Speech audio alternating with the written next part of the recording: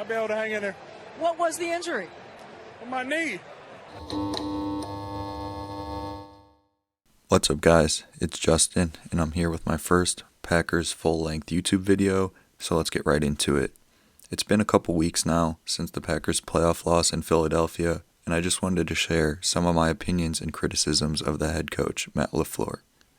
I want to start by saying that I don't think he should necessarily get fired, even though I'm not a big fan of him. But I don't think he has what it takes to win the Super Bowl right now, and I want to get more into my opinions on that. This year especially, it felt like he has a difficult time winning those big and meaningful games. And he has won a handful of those in the past, but it feels like more times than not, the Packers end up losing those big games. But not only do they just lose, there's always some aspect of the team that fails to show up, and they often start extremely slow. Most of the losses in the Lafleur era consist of a slow start, and the Packers are down big before they even realize a game is being played, and at that point, they rarely put up a real fight. Now, there have been times where they've attempted to make a comeback, but they end up losing the game anyway. Because of these big losses and slow starts, I question Matt Lafleur's leadership skills. I feel like there are other coaches in the league that always have their players ready to play. Dan Campbell, who I don't even think is that great of a coach, and Mike Vrabel are some guys that come to mind. And I'm not saying a head coach has to be a former player, but they do bring some grit and toughness that I can't say Lafleur has brought. But there are also some non-player coaches like Sean McVay that always have their guys ready to go as well. I don't think Matt Lafleur is a motivator, nor does he inspire. I do want to address a couple specific leadership issues. The first is the Week 18 game this past season against the Chicago Bears. Matt Lafleur said in his post-game presser that the plan was to go up a couple scores and then pull their starters late in the game. Couple issues with this. Number one is that should always be the plan for every single game. You want to go up, you want to get your guys out healthy. And number two, it feels like a very half-in, half-out mentality. You should either play your starters with 100% effort and play to win the game, or just bench everyone and be fine with the loss and move on to the playoffs. Instead, you go the in-between route, resulting in multiple injuries and end up losing the game anyway. It was just a frustrating coaching decision, and his lack of leadership was evident in the players that day. Another thing I want to bring up is the Monday following the playoff loss. Tucker Kraft stated in his locker room interview that, well, we certainly didn't win anything. The whole last few games that we played, you could kind of feel what was brewing for us.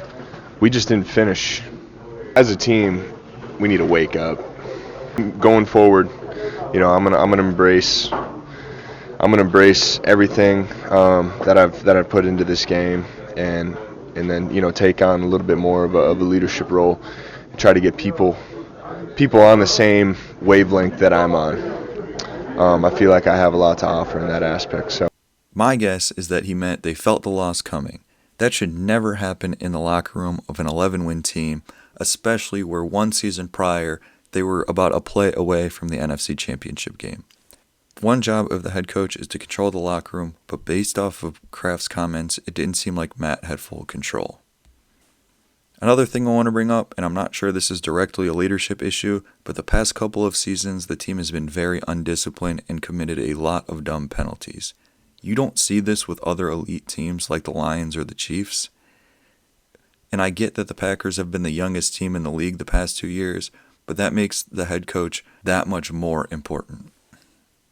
Another issue that I have with Matt Lafleur is that he is overly emotional, often to a fault. We have seen the camera pan to him a number of times, and he is screaming and complaining about a call to the officials. Now, I do think there is a need to fight for your guys, but it feels like it's every time that he is complaining. I don't think you see guys around the league complain as much as Matt Lafleur does, and I feel like this may also wear off on the players and lead to guys losing their composure. The opposite of leading by example. Other than complaining, Lafleur is awful at challenging plays. Again, I feel like he uses more emotion than logic when doing so. It took him 17 games this season until he finally won his first challenge, and overall he has posted a 17-25 record of 40% success rate for challenges. I think his emotions get in the play of play calling too. Sometimes he gets too cute or gets away from what is working. I think he is very impatient, and instead of sticking to the run, he likes to throw in a trick play or an end around that just kills the drive. Speaking of his play calling, I don't think he did enough to help his quarterback this year, and we have seen him scheme guys open in the past, but most of this year that was absent. I do think he's a front runner, especially when related to play calling. When it's going good, it's going great, but when they are down, he seems to fold. The last issue I want to bring up is his awful clock management. As Kurt Benkert often points out on Twitter, Madden players have better clock management than a lot of these head coaches, and I really don't see what's difficult about it, but it needs to be fixed. Going back to the Bears game, if Lafleur doesn't use a timeout before the field goal, they probably win that game. It was just a ridiculous decision.